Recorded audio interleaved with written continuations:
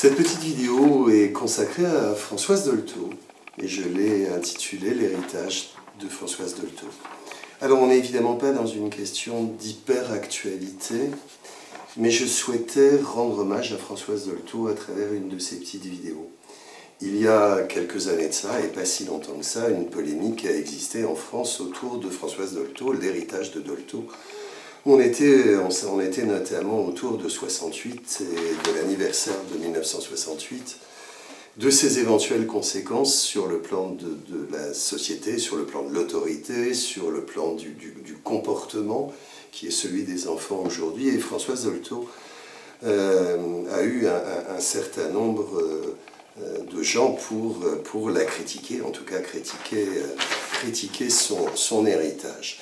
Elle aurait et elle nous aurait produit quelque chose autour de l'enfant roi, celui auquel on ne refuse rien et celui qui aujourd'hui transgresse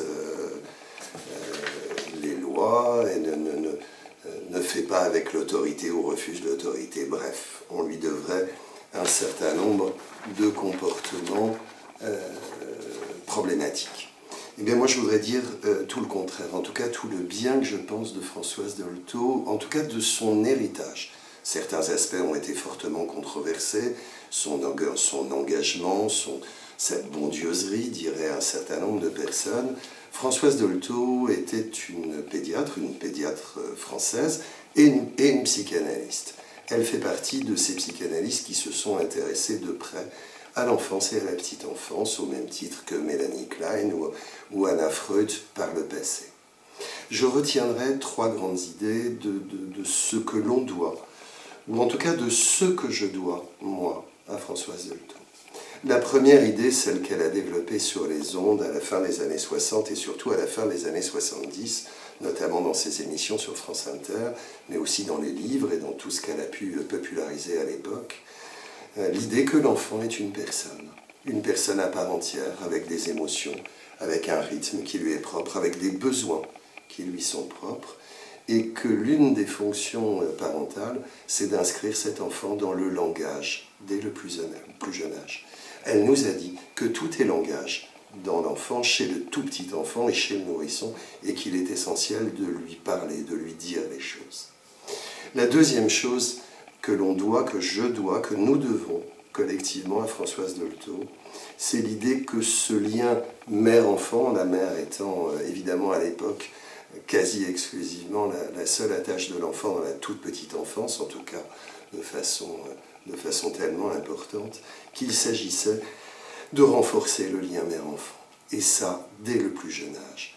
Qu'une mère peut être en difficulté au moment de l'accouchement, dans les semaines ou dans les mois qui suivent, ou tout simplement en difficulté à être mère. Renforcer ce lien, elle a proposé et elle a créé. Il en existe plusieurs dizaines en France et à travers le monde, plusieurs centaines, ce qu'on a appelé des maisons vertes, qui sont des lieux de rencontre, mère-enfant, avec la présence de travailleurs sociaux, de psy en particulier, qui vont travailler sur ce lien. Ceci est à rapprocher de ce que j'ai pu dire dans une vidéo précédente sur l'attachement. Troisième et dernier rapport essentiel pour moi de Françoise Dolto.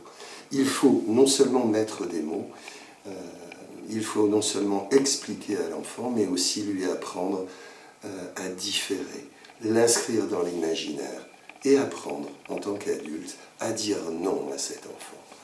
La frustration, ou en tout cas le fait de différer une demande de l'enfant et de savoir lui dire non, c'est lui donner la possibilité de s'inscrire dans l'imaginaire, dans le désir.